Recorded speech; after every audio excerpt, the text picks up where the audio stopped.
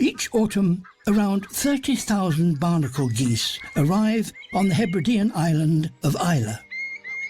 They have all come from Greenland, where they spent the summer. Some years, half the world population arrive here, all attracted by the same food: grass. They feed in groups. That way, there will always be some eyes keeping watch. White-tailed eagles, our biggest bird of prey.